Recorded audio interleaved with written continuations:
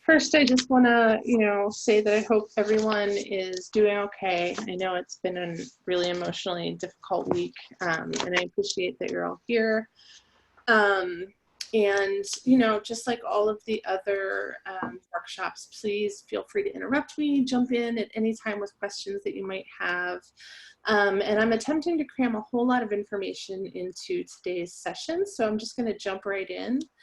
And, today we're going to be talking about, getting your information to English learning communities. And the reason for that is that, being able to get clear, accurate, and accessible information in language to, people in the language that they understand is really important in tackling misinformation specifically and slowing the spread of COVID-19. It's also important in normal times, not just during crisis. We talked a lot during our second workshop together about identifying those critical communicators, forming partnerships with language service providers, and streamlining information sources for like a point-to-point communication strategy.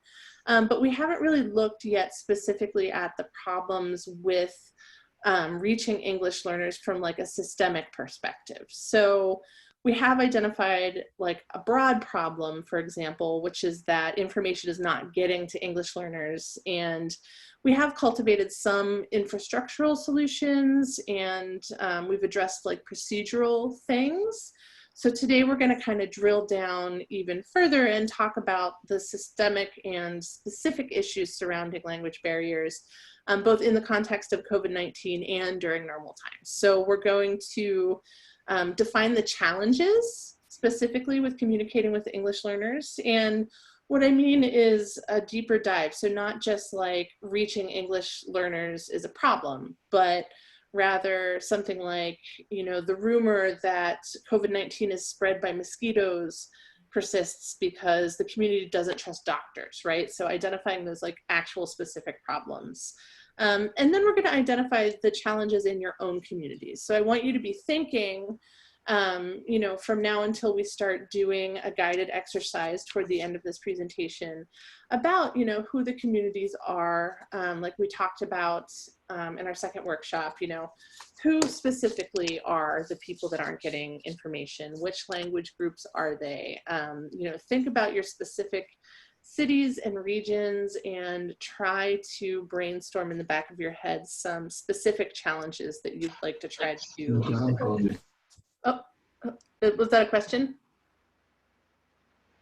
No, okay, I thought I heard a question, apologies. And then we're gonna, after you identify needs in your own communities, we're gonna work together doing what's called issue processing to kind of determine some clear and appropriate selections to these specific problems. You should have received a worksheet for issue processing, so please queue that up and have it ready so that we can work together on it during the second half of this workshop. So jumping right into the problems, right? I mean, we talked about just broadly that it is a big problem that communities are isolated from information for a number of reasons.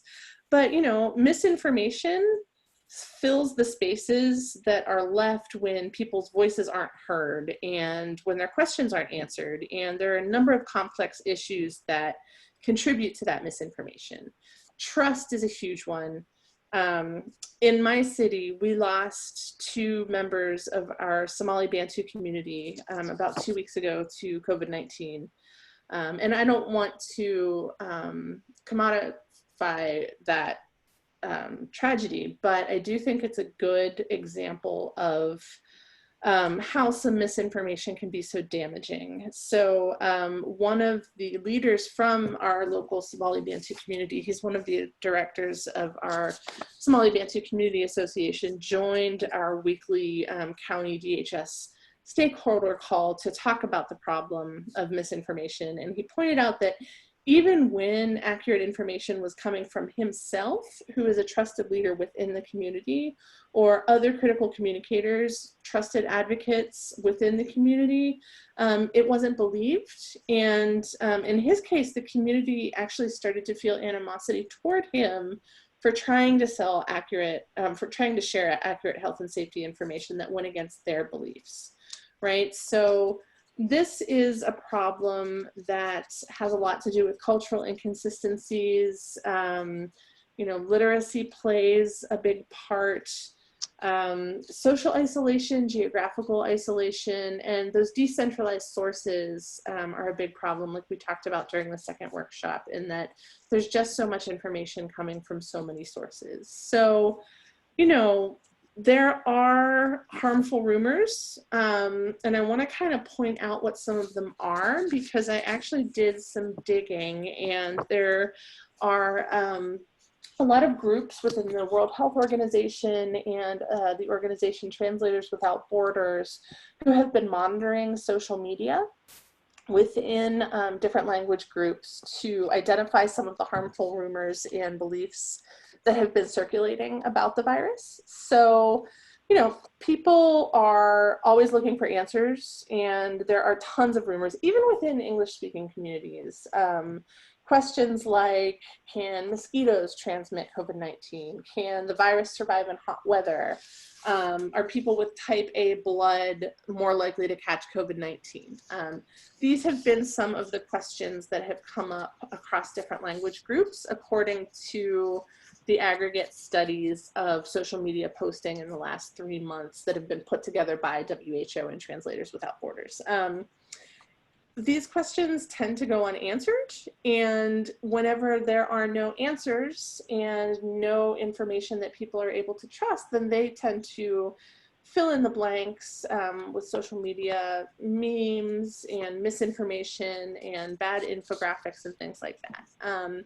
So there are some other persistent rumors that I've heard around ways to avoid catching the virus.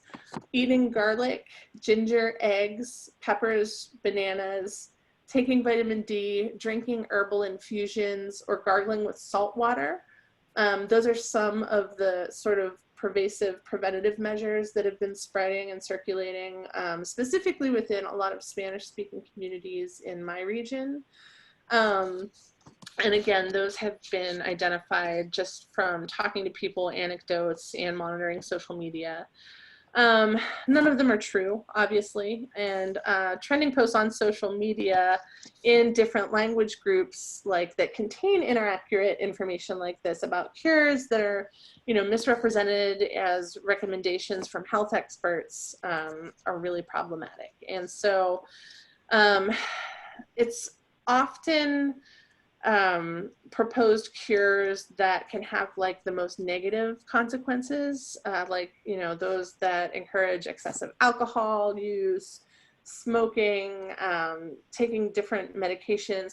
Hydroxychloroquine is one of them. And then in extreme cases, misinformed posts can even have like life-threatening consequences.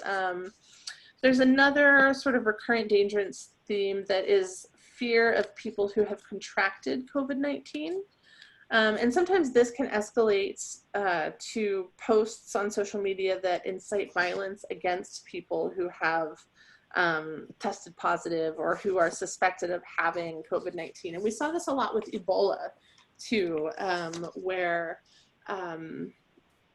people who were suspected of having the disease were ostracized from their communities in a way that became very harmful, and in a way that also spread disease into other communities. So a lot of the problems with misinformation, trust, literacy, social isolation, geographic isolation, decentralized sources, cultural inconsistencies, they're all really amplified in the age of social media. And so, you know, there's sort of an intersection, change here, where these problems that we see on the ground intersect with our own shortcomings, right, as organizations. And I really like this infographic here because they probably, you know, all look familiar on some degree to all of you, both from things that we talked about during our second workshop together, or just from like observing the lack of cohesion in, you know, many of our governments, organizations, healthcare systems, the nonprofit sector, the private sector. for sure. And, you know, one of the reasons I love this graphic is because it shows the problems and the outcomes visually, and it really helps to kind of illustrate that all of these issues are links in a chain that are common across all sectors, right? And when I talk about that intersection of the problems within English learning communities of distrust and misinformation and social isolation, and the intersection of where our shortcomings are as service providers, you know, that's sort of the sweet spot where we want to try to find effective solutions. So it's discouraging in a way, but it's also helpful to see that, you know, none of these issues are unique, right, to just one organization, and that there is sort of a framework of best practices that we can all work toward, right? We can set our goals and we can identify problems and start to put together these cohesive action items, right? So, oops, I'm sorry. All right. There we go.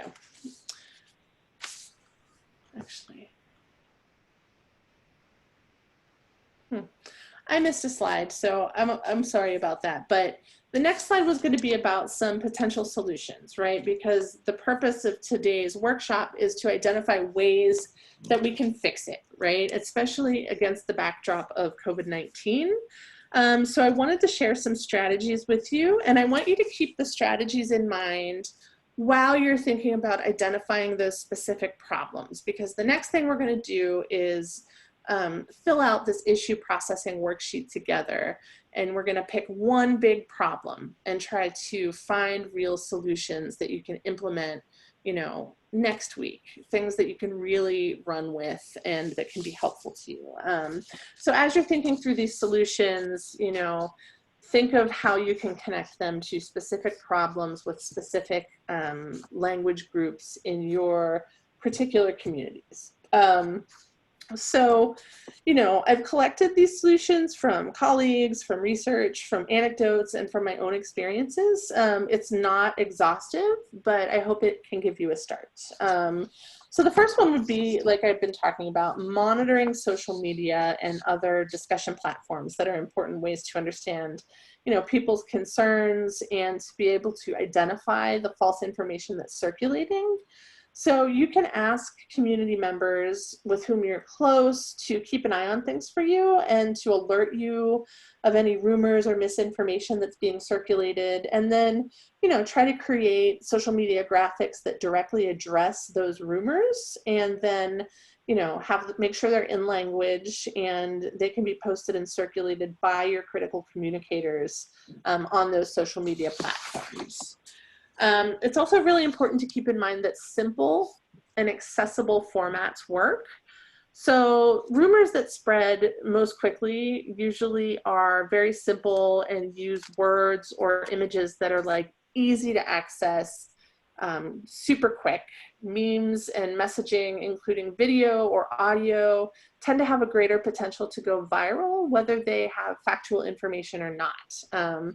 So these formats that are easily shareable and digestible by all audiences are really important. And as I was learning sort of about how to be better with social media with my own organization, I got some really good advice from a friend who said, you know, whatever you're, you know, trying to express on social media, make it shorter, right? That's the most effective strategy for any social media outreach, whether it is in language or in English.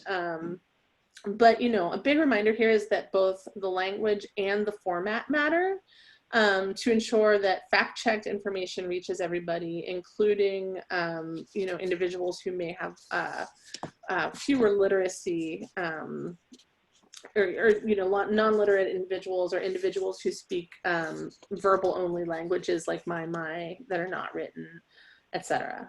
So lots of images and infographics and things like that that are easy to digest.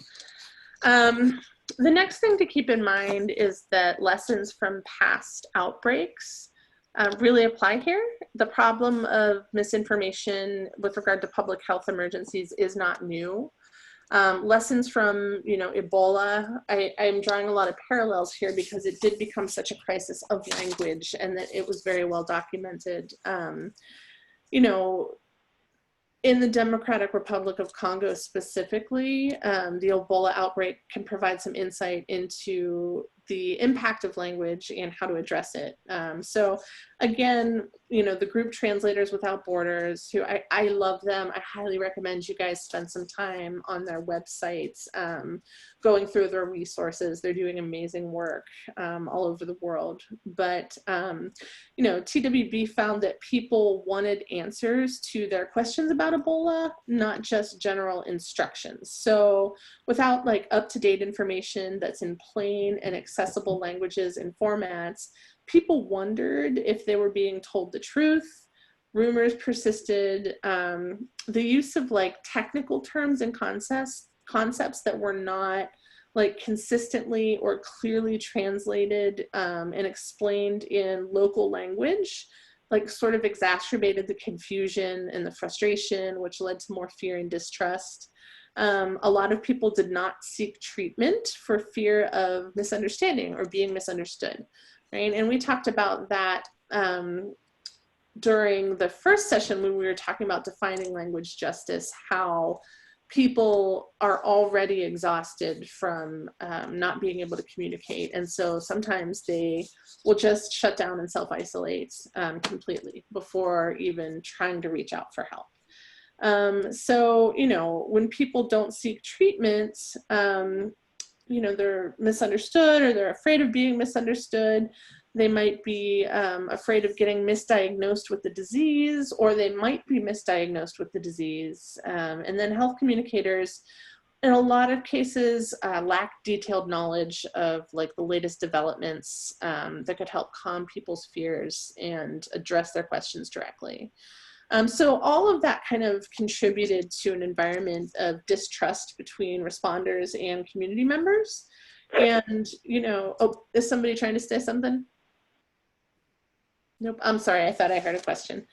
And while the Ebola outbreak isn't actually over yet, there have been concerted efforts to address the concerns of communities and counter the misinformation in language.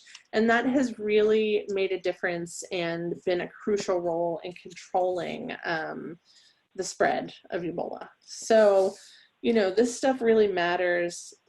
Language matters. It is a slow but deliberate course, and it's also a domino effect.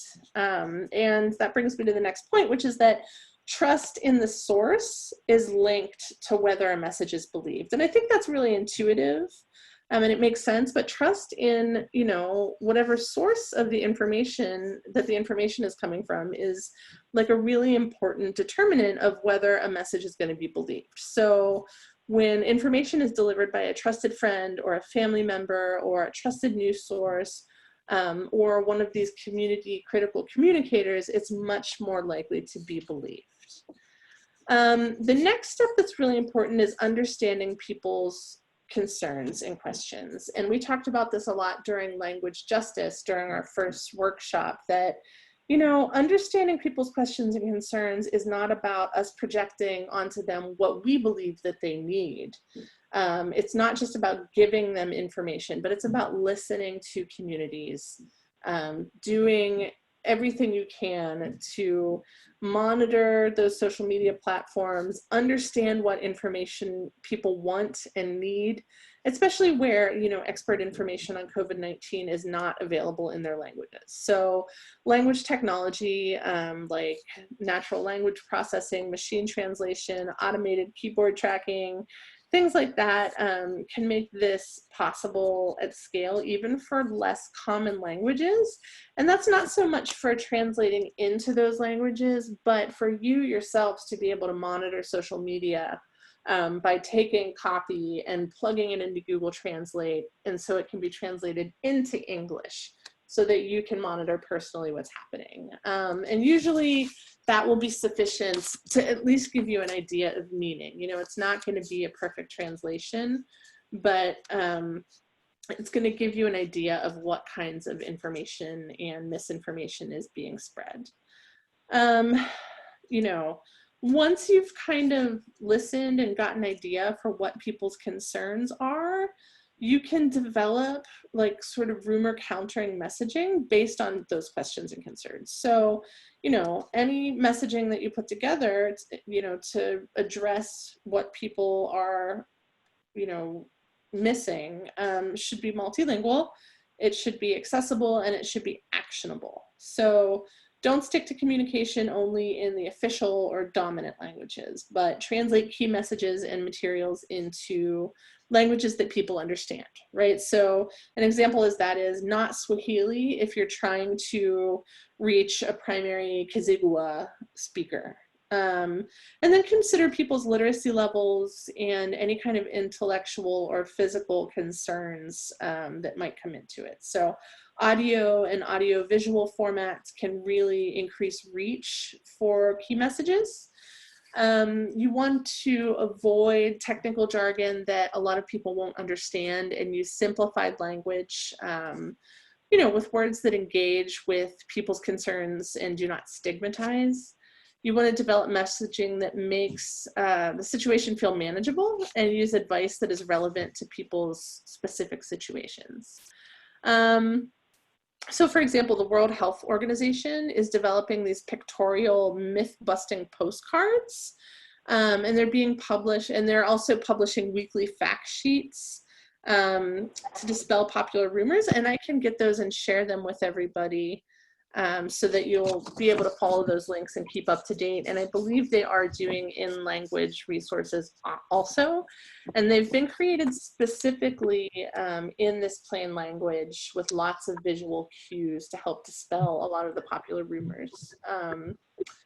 So, you know, a lot of these resources are available in, you know, the top 5 languages, but trying to develop these resources for the limited diffusion languages, I think, my personal opinion, should really be a goal for all of us, because, you know, places like the WHO and the CDC and even our local and state governments, a lot of the times do produce materials in Spanish, Arabic, Chinese, a lot of the more common languages, but there's a huge gap there. And I think that it's not being addressed on a local level. So that's where we come to identifying the needs in your own communities, right? So I want you guys to take just, you know, a minute, just brainstorm, jot down, don't overthink what some of the needs in your communities are,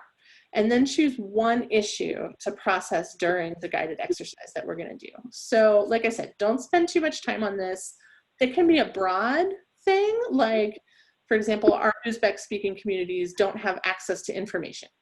Or it can be something specific like the Spanish speakers on the East Side don't get medical treatment when they are sick and can increase the risk of spreading coronavirus, right? Just take 1 minute now to jot down whatever pops into your head. And then I'm gonna share just some brief practical tips, and then we're gonna jump into trying to solve some of these problems together. So this might be a good time to pull up your issue processing worksheet.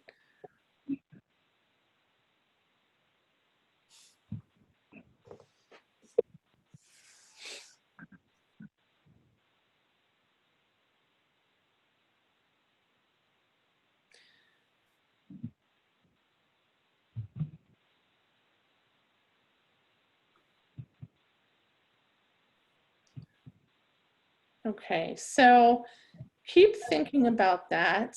And then before we start doing processing of your issues, I kind of want to share some practical tips that you can factor in whenever you're thinking about how to solve these problems. And, you know, they're pretty simple, but I think it's important to go over just using plain language, right? Like communicators have to translate technical information into messages for non-expert audiences, right? And that's really key because people are more likely to trust and act on information that they can understand. So to ensure that the target audience understands the information, any advice, guidance, communicators have to be clear about the desired outcome, get to the point quickly, and know what the audience wants and needs, right? And that's part of the process of listening,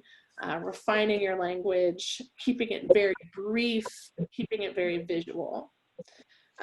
Using familiar words is important. So if people have to read a message several times to understand it, they're not likely to act on the advice or the guidance in the message, right? So some examples would be using later or next as opposed to subsequently, using ask instead of inquire, using help or aid instead of render assistance to. You know, sometimes the most accurate word available can be confusing, and so you can usually solve that problem with a paraphrase. So saying every 3 months instead of quarterly, saying before tax instead of gross, saying live together instead of cohabitate, right? So try to put some effort into breaking your language down into familiar words in plain language. You also want to practice good writing, right? And to do that, you know, consider the following steps. You want to organize your information so that the most important points come first, right? It's like the journalism triangle method, where your headlines, the meat, the most important information comes in the first, you know, 25 words, and then everything else backs that up. So front load the key messages. Create a single, you know, overreaching communication outcome that defines the desired outcome, for example, a behavior change. You want to break up long and complicated information into short and understandable portions. So if you have long run-on sentences, you know, break them up into active segments without using a lot of passive language, without using a lot of commas and connecting clauses. Use simple language to explain the meaning of technical terms, and then format any documents or flyers that you have with a lot of white space so that they're easy to read and they're not cluttered and overwhelming for people. And then finally, when it comes to that, ensure that any fact sheets you're putting out there are very clear. So, you know, fact sheets are super common and a very effective way to disseminate information. But communicators must ensure that fact sheets follow a consistent format and that they're accurate and that they're easy to understand and that they're concise so that people can, you know, identify if they're at risk, understand the scale of the problem, learn ways they can protect themselves, recognize the barriers to improving their health situations, follow the progress of how health problems have occurred and evolved, and be able to follow links from your fact sheets to connect directly with information that is ideally also in language. So like I said, this is a lot of information today. These slides are going to be available, and you're always welcome to reach out to me to clarify any of this stuff or to talk about it further. But in the meantime, I'm going to ask you all to open up your issue processing worksheets, and I'm going to kind of briefly walk you through it. Oops.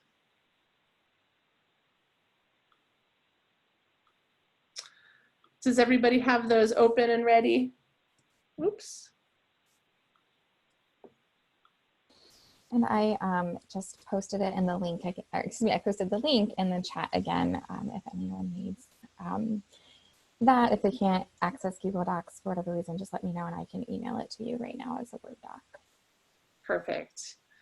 Yeah, and so issue processing is, it's a technique that's used by a lot of people who are a lot smarter than I am to drill down on policies, procedures, problems, issues, and approach them in a very structured way that's very results oriented. So it's sort of like the SMART goal of, you know, one short-term project, if I had to pick something to compare it to. And basically, you know, you're going to identify what your problem is and think it through.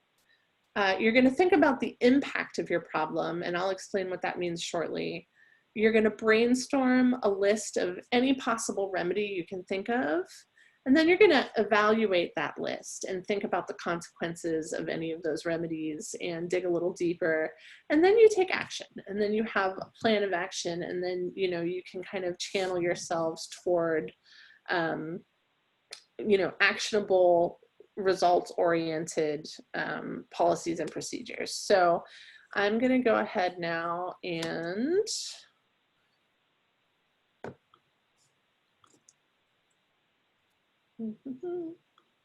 share. Oops, I just noticed that the chat's opened. Everybody has a link to the file, I hope.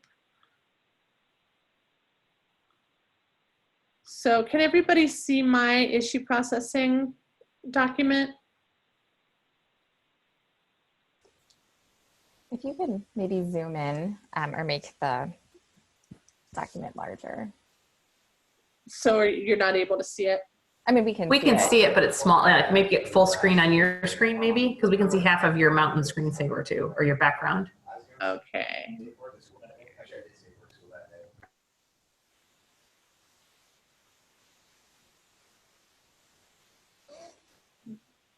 How about? And then at the bottom right, if you see how it goes to 100%, if you could maybe just zoom in so it's more than 100%. Yeah. How's this? Does that look okay, everyone? Yep. Okay, great. So earlier when I asked you to think about identifying your problem, I want you to go ahead and type it here under the first slot. Okay. So for example, I may say, you know, a problem in Pittsburgh is that our Somali Bantu community mistrusts accurate sources of information. I'm not the best typist. So we've got the problem here, and a lot of the times we think the symptom is the problem, right? And I really love that idea, because the problem isn't necessarily that the Somali Bantu community mistrusts accurate sources of information. That might be the symptom of a systemic problem wherein, you know, those accurate sources of information aren't doing enough to reach that community, right? So that's kind of one of the key things I really like about issue processing, is that it allows you to sort of look at your problem and think about it in a more in-depth way. So does anybody want to share their issue and then talk about, you know, a deeper dive into that, just very briefly?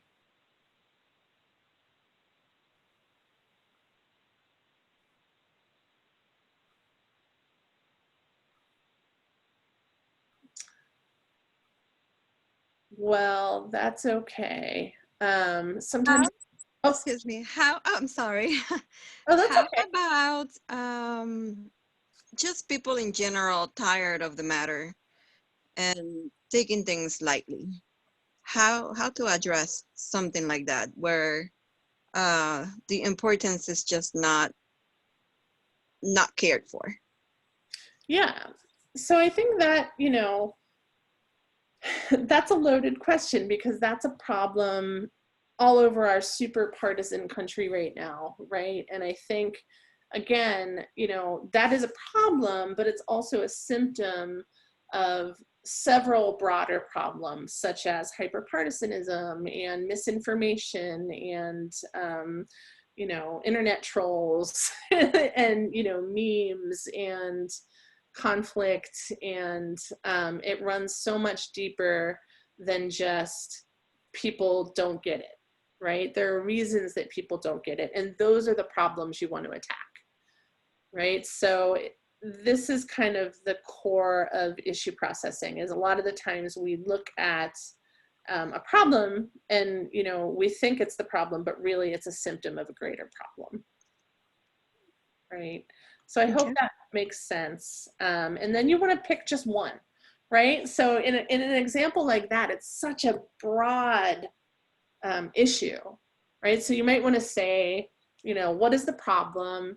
The problem is that people aren't taking it seriously, right?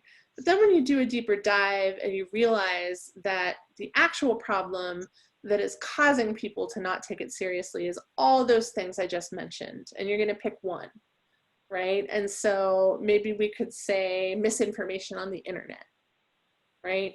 That's actually the cause of why people don't take it seriously. And that's the one you're going to address, right? So after you've determined your problem, which is really misinformation on the internet, for example, I'll change mine.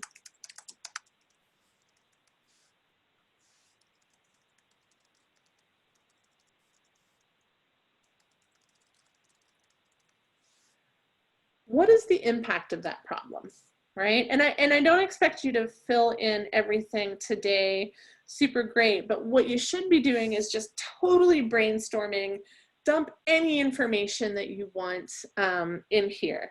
Short-term and long-term problems for something like misinformation on the internet, you know, short-term problem is that it's causing health crises, right? It's causing people to be unsafe, and it's causing people, you know, not to take it seriously enough. But a long-term impact might be, you know, public health crises that will take years to resolve, or it might be, you know, that hyperpartisanship becomes even more intense, right?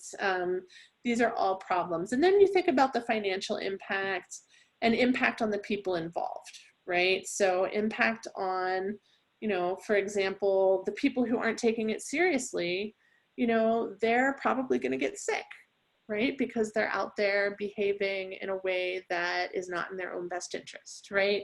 So really looking at all of the impacts that this problem can possibly have, just dumping them in there as a brainstorm, not overthinking, using your gut reaction to answer these questions, and then going back when you get to step 5, take action, and going through all of that and kind of breaking it down and making it more concise so that you can attack the problem from the root. The next thing you want to do, and I'm going to kind of speed up a little bit here because I want to leave time for Q&A, and it's getting late. I always get overly ambitious with the amount of information I want to cram into these sessions. But we can always go back and review next week if you'd like. But yeah, you want to list possible remedies. And again, you're just going to brainstorm, you're going to make lists, anything you can think of. There are no wrong answers. Get it all out on paper. You know, get creative, innovate, think outside the box, all those different buzzwords. It doesn't have to follow a structure. You know, think about the problem, think about the consequences of that problem, and then think about anything at all, even something small, something that's not systemic, and throw it all down out of your brain onto paper somewhere. And then you're going to evaluate that list of remedies and think about, you know, which ones are realistic in terms of your time, the resources you have, your energy, you know, skill sets, the capabilities of your organization. We talked a lot about getting buy-in from leadership and funders, right? So you're going to think about which of the solutions that you listed are possible, right? Can you achieve them? Are these solutions feasible? If so, or if not, what are the constraints and how can you work around them? And then that's when you get into planning, right? Now you've identified your problem, you've identified the root cause of your problem, you've determined the impact of that problem, you've thought about remedies, you've evaluated your remedies, and now you're going to use, you know, that evaluation to make a plan, right? And a lot of the times it's going to be a bigger problem, and you're going to need the input of other people to help you. And that's okay, right? This is, you know, maybe you can ask people for suggestions. People can offer input that you might not have noticed. I'm a really big fan of collaborative solutions because we all have blind spots when we're working.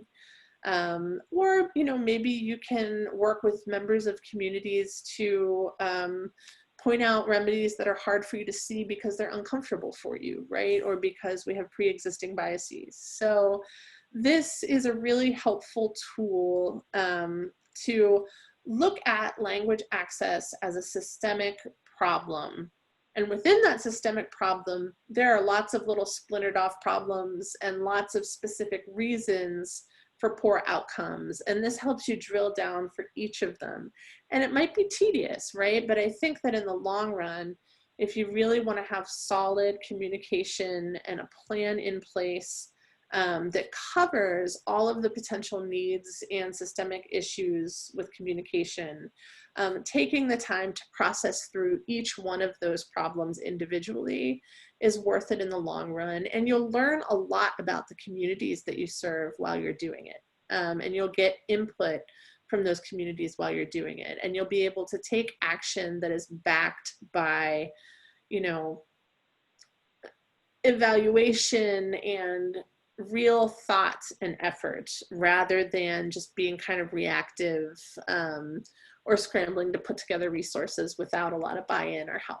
So thank you for listening. A lot of information. We are right on time now to do some Q&A and talk about everything from today. So let me know what your thoughts are. If you have questions, even if they're not 100% related to today, you know, this is a great chance for us all to talk about the problems of language accessibility and language justice, you know, in the context of COVID-19 and not in the context of COVID-19. So tell me what you're thinking. Tell me how I can help. Ask me all your questions.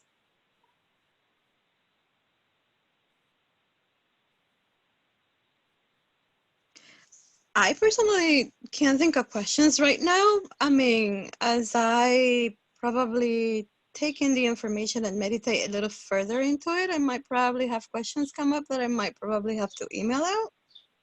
Sure. Yeah, and honestly, keep in mind, everybody, that I have these open office hours every Thursday from 3 to 4. You're welcome to sign up for those, and we can go through an issue processing together if anybody's interested in doing that. And I'm happy to be flexible if Thursday from 3 to 4 doesn't work. I prefer to stay within those time constraints, but obviously if you guys need me, I'm here and I can make it work.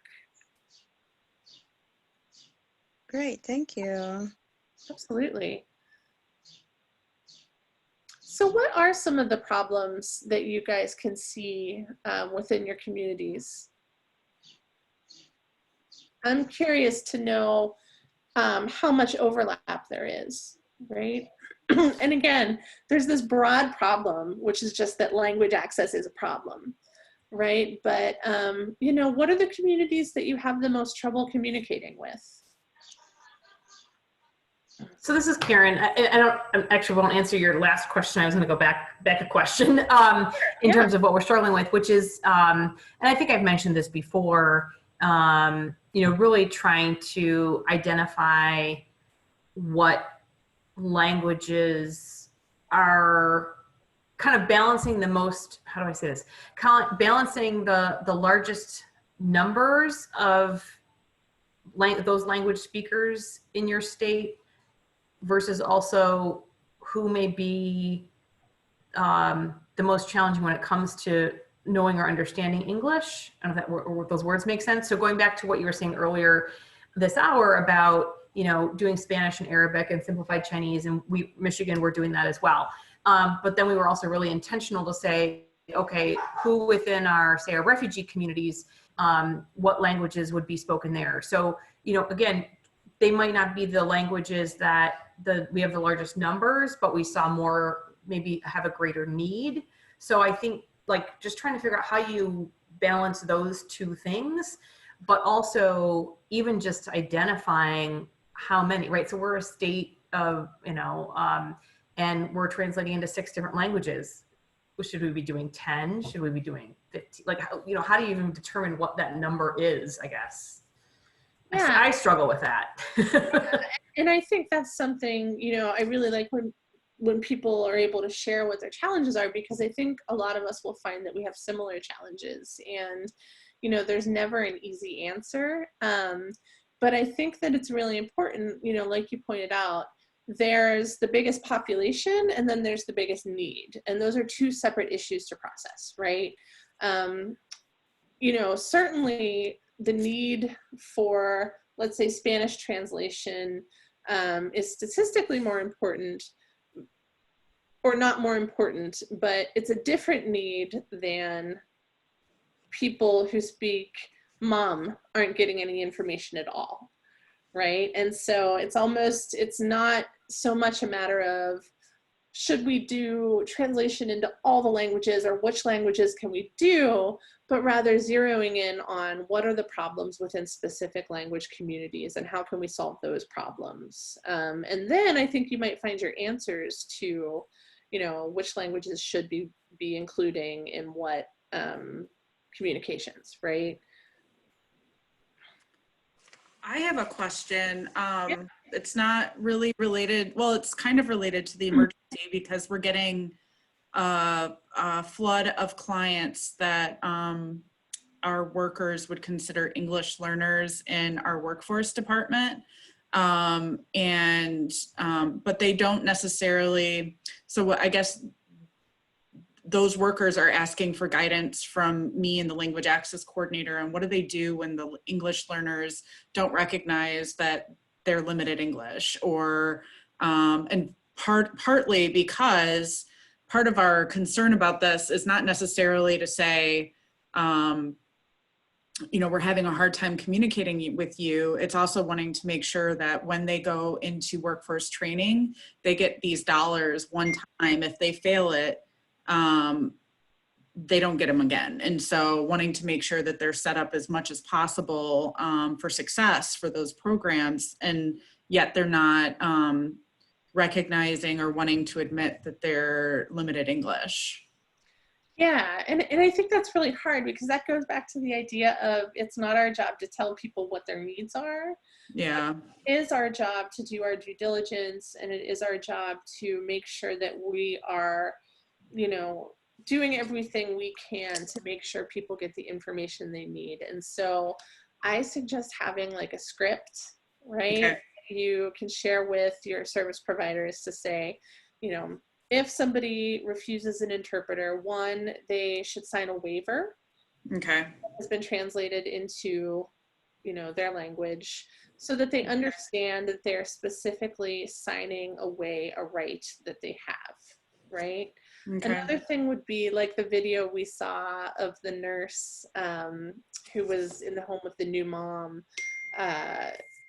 You know, she was saying, you know, it's better for me to have an interpreter.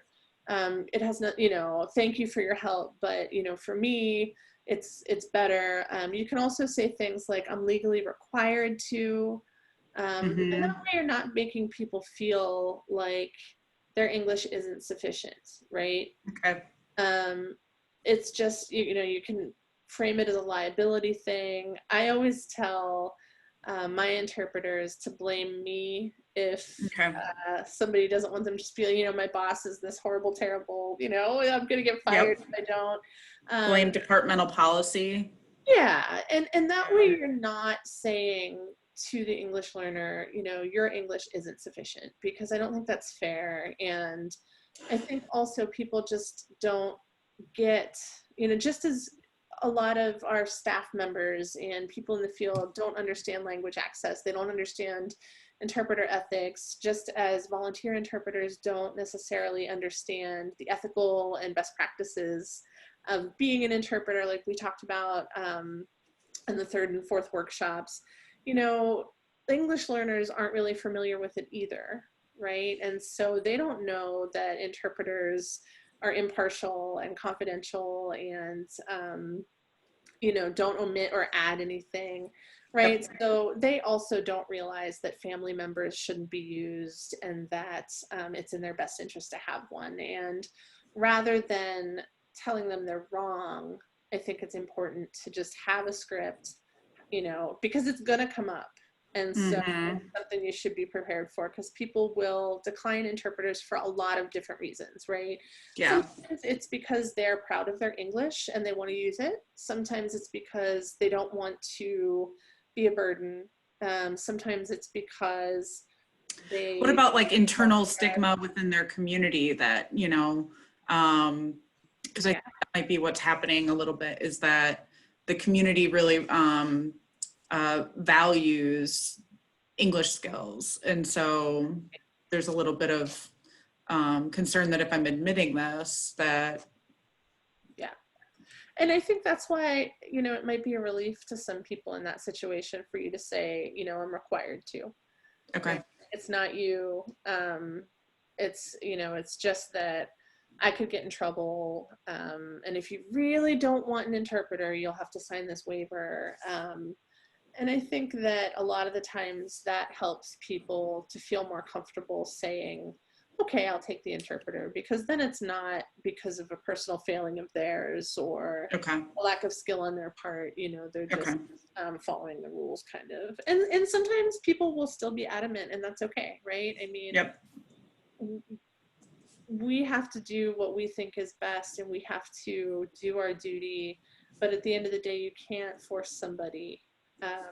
And so I would say just, you know, prepare for that as an eventuality, because absolutely it's going to happen. It happens all the time. Get those waivers. I'm going to put a waiver in the toolkit, and hopefully I'll be able to put waivers that are translated into lots of different languages in the toolkit that you all can use in that situation. Where will this toolkit be available at? That will be at the end of June. So okay. About a month. Yeah. Okay. I mean, it might be more toward July. I'm sorry, Melissa's probably the better person to answer that question, because I know that after I submit the copy, it's going to have to be reviewed by Welcoming America and everything. So actually, don't quote me on that, end of June, but it should be wrapping up in the next couple months. Okay. Since you are working with us and designing these wonderful sessions, I guess one of the challenges I am having here is related to COVID. The challenge that I am facing is the implementation of community translation, interpretation in digital platforms. So we're using Zoom, we're using Be Live, we're transitioning a lot of our board meetings into digital platforms. And I'm researching right now closed caption services in English, in other languages. And I wanted to inquire of the network, you know, what are other cities doing pertaining this?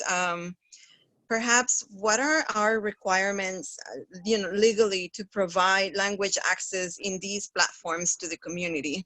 I think that the legal aspect is the most important for me to present before city leadership, because some might think that might not be as important, other might think, yes, it is. And I would like to be certain on what I am bringing to them and how I am guiding them through the process of implementing language access in the middle of a crisis.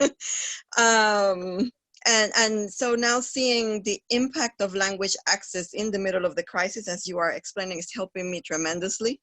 And I do have a lot of information that I have to just think through and understand it, digest it, to be able to project it. So that's more of the issues that I am facing right now. you know, if we're providing language access, am I limiting myself to English captions versus, well, you know, the majority of our community is Spanish speaking. So if we do Spanish captions, is this going to be beneficial for them? Should I conduct interviews or surveys to see how beneficial would this be for the community, or should I just implement it? A lot of questions roaming in those areas. I don't know if you have anything coming up pertaining technology.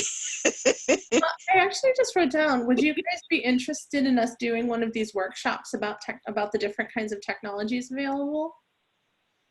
Because I think that could be a good workshop. You know, we could talk about, I see a lot of thumbs up happening on here. Okay, so I'm gonna write that in as maybe a topic, because there's a lot to say about it, right? And there are a lot of different answers to those questions. But I think in the end, it's just a cost benefit analysis, right? And I think you're right, you do wanna talk to the community, right? It's so hard to outreach to communities, let alone get their opinions and then design tools for outreach, right?